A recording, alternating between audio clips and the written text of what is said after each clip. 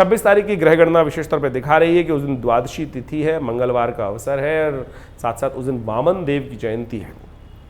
ग्रहों का योगायोग आपके लिए थोड़ी सी विशेष तौर पर आपके मन में चंचलता उत्पन्न करता दिखाई दे रहा है। मन थोड़ा चंचल हो सकता है और थोड़ा सा घर में अननेसेसरी बातों पर कुछ क्लैश होने के योग दिखाई देते हैं। घर के बड़ों से कुछ बहस होने के योग दिखाई देते हैं, तो आपको अननेसेसरी बहस से बचने का प्रयास करना चाहिए। इस बात का सावधानी के साथ ध्यान रखते हुए कार्य करना चाहिए। आपको बुद्धि के अनुसार से कार्य करेंगे तो बहुत सुंदर रहेगा आपके लिए। कन्या पूजन बड़ा सुंदर उपाय है, इसको करने का प्रयास कीजिए, यह आपके लिए सुंदर होगा। वामन देव की जयंती है तो ब्राह्मणों के निमित्त कुछ दान पुण्य करना, उनका पूजन करना, उनका आशीर्वाद लें।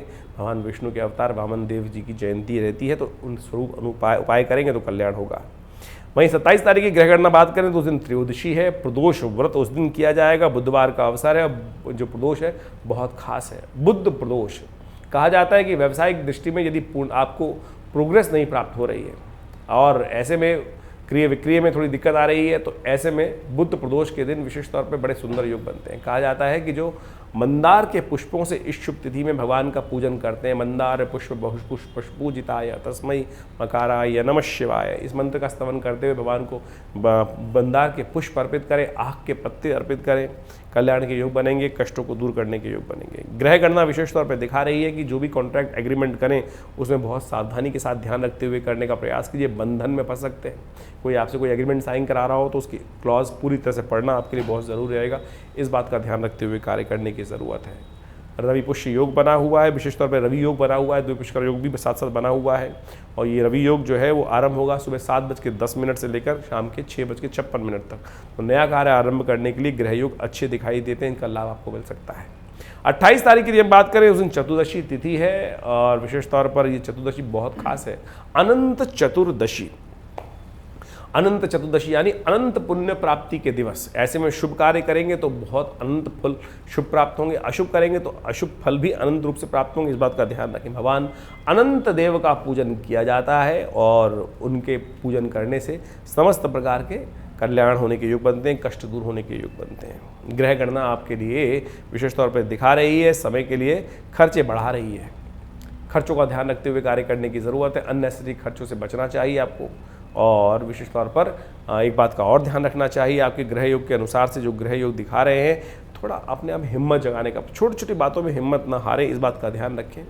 बुद्धि को थोड़ा सा संकुचित विचारधारा से हटाकर थोड़ा विशाल चीज़ों को सोचने का आपको प्रयास करना चाहिए। मंगल चल रहे अस्त, ऐसे में मंगल को प्रशस्त करने के लिए आप विशेष तौर पर थोड़ा उपाय करें। बंदरों को थोड़ा चना डाल दें, गुड़ डाल दें। गुड़ चने का विशेष तौर पर गौशाला में भी दान कर सकते हैं, वो भी आपके लिए अच्छा रहेगा। इस दिन सत्यव्रत भी रहेगा।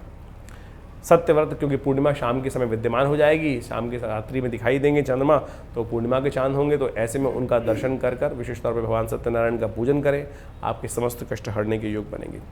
यदि 29 तारीख की हम बात करें तो उस दिन पूर्णिमा तिथि है शुद्ध रूप से और पूर्णिमा से श्राद्ध आरंभ हो रहे हैं। 29 तारीख से श्राद्ध आरंभ हो जाएंगे और शुक्रवार का अवसर है। अपने पितरों के निमित्त अवश्य आपको श्राद्ध करने का प्रयास करना चाहिए। ग्रह योग आपके लिए अनुकूल वातावरण बना रहे हैं, बहुत सुंदर रहेगा। आपके मन में धर्म का उदय होने के योग दिखाई देते हैं।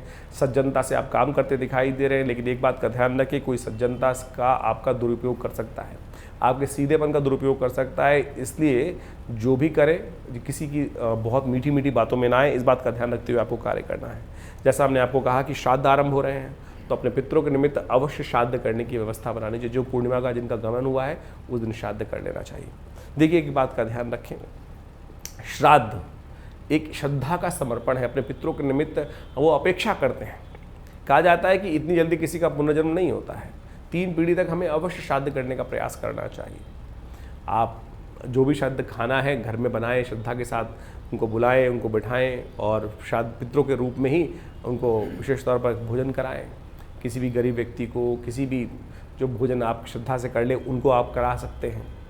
गऊ को भोजन करा सकते हैं, श्वान के निमित्त बलि निकाल सकते हैं और चींटियों के निमित्त बलि निकाल सकते हैं। काक बलि विशेष तौर पर निकाली जाती है, कौवे के निमित्त, भिक्षुक के निमित्त भोजन निकाला जाता है। ये समस्त शास्त्र में प्रशस्त है।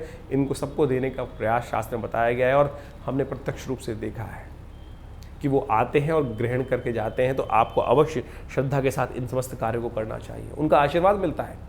नहीं तो आपने बहुत सारे ऐसे लोग आते हैं कि जिन्होंने बहुत सारे कि जो पितृ ऋण से निवृत्त नहीं हो पाते हैं और पितृ दोष बन जाता है फिर उनकी कुंडली में। पितृ दोष नहीं बनता, पितृ ऋण चढ़ जाता है, इसे ऐसा कहें तो ये अच्छा रहेगा। तो पितृ ऋण से निवृत्ति का मार्ग है श्राद्ध के समय में अपने पितरों के निमित्त तर्पण इत्यादि विशेष तौर पे करने का जो शास्त्र में नियम है, श्रद्धा का समूह करने का नियम है, वो विशेष तौर पे आपको करना चाहिए। तो पूर्णिमा का श्राद्ध रहेगा, इस दिन अवश्य करने का प्रयास करें। 30 तारीख को यदि हम ग्रह गणना की बात करें तो उस दिन ग्रह गणना विशेष तौर पे दिखा रही है, खासतौर पर प्रतिपदा और द्वितीया का श्राद्ध उस दिन रहेगा, क्योंकि मध्याह्न के समय में द्वितीया समाप्त हो जाएगी, प्रतिपदा समाप्त हो जाएगी, द्वितीया आ जाएगी। तो अगले दिन द्वितीया जो है वो सुबह ही समाप्त हो रही है, तो इसलिए प्रतिपदा और द्वितीया का श्राद्ध एक ही दिन किया जाएगा। तो इस बात को ध्यान रखने 30 तारीख को प्रतिपदा और द्वितीया का श्राद्ध रहेगा।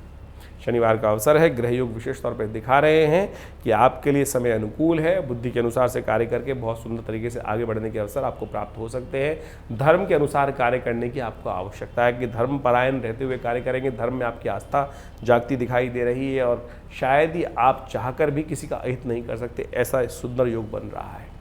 थोड़ा प्रयास करने की ज़्यादा ज़रूरत है। इस वक्त ग्रहों का योगायोग थोड़ा सा ज़्यादा मेहनत करने की तरफ अग्रसर कर रहा है कि आप यदि 100% रिजल्ट चाहते हैं तो आप यदि काम करेंगे तो 10% रिजल्ट आपको प्राप्त होगा। तो ऐसे में मेहनत कितनी करनी है आप इस बात को समझ लें, तब जाके पूरी तरह से आप अपने कार्यों में सफलता के योग बना सकते हैं। तो मकर कुंभ विशेष तौर पर कर्क राशि वालों को इस बात को समझ लेना चाहिए। देखिए श्राद्ध जो चल रहे हैं इसके लिए हमने विशेष व्यवस्था करी है विवेकानंद योगाश्रम में। जो लोग अपने घर में श्राद्ध नहीं कर पा रहे हैं, वैसे तो अपने घर में श्राद्ध अपने स्वयं के द्वारा करना चाहिए, जो नहीं कर पा रहे हैं उनके लिए हमने विवेकानंद योगाश्रम में गायत्री का महायज्ञ रखा है। आप अपने पितरों के निमित्त गायत्री के यज्ञ करा सकते हैं, तर्पण करा सकते हैं। फ़ोन नंबर सामने स्क्रीन पर चल रहे हैं, उन पर कॉल कर व्यवस्था की समस्त विधि जान सकते हैं। हमारा आश्रम दिल्ली में विवेकानंद योगाश्रम है, दिल्ली में बहुत बड़ा संस्थान है, पिछले करीब 70 सालों से कार्य कर रहा है। 1960 के दशक से ये आश्रम बना हुआ है। हमारे पिता आचार्य श्री केशवदेव जी महाराज के सानिध्य में ये आश्रम स्टैब्लिश हुआ और यहाँ बहुत सारे समाज की सेवा के कार्य किए जाते हैं, बहुत सारे सेवा भाव रखे जाते हैं। बहुत बड़ी गौशाला है आश्रम के अंतर्गत, बहुत भंडारे चलते हैं, रविवार को बहुत विशाल भंडारा होता है, मंगलवार के दिन सुंदरकांड का सुंदर पाठ होता है। नित्यपति हर रोज़ करीब 8 घंटे यज्ञ रहता है आश्रम पर, आप भी हर रविवार को उस यज्ञ में भाग ले सकते हैं। इसके अलावा माँ भगवती की दिव्य प्रतिमा है जो 1947 में मुल्तान से हमारे आश्रम पे पधारी, वो प्रतिष्ठित हैं। बहुत चमत्कारी 400 साल पुरानी प्रतिमा है, भगवती की चमत्कारी प्रतिमा है और उनका दर्शन कर लेने मात्र से समस्त कष्ट दूर होते हैं। और दिल्ली में ये विवेकानंद हॉस्पिटल योगाश्रम 100 बेड का योग प्राकृतिक चिकित्सा का हॉस्पिटल है जो कार्य क्षेत्र में है। भारत सरकार के साथ मिलकर कार्य करते हैं हम लोग और बहुत सारे शोध कार्य करीब 100 पुस्तक के आश्रम की तरफ से प्रकाशित हैं जो भारतीय पराविद्याओं पर है। तो ये बहुत सारे कार्य हैं, हम समय समय पर करते रहते हैं। आप भी विवेकानंद योगाश्रम से जुड़े, समस्त जानकारी के लिए नीचे फ़ोन नंबर दिए हुए हैं, उनसे संपर्क साध सकते हैं। धन्यवाद, नमस्कार।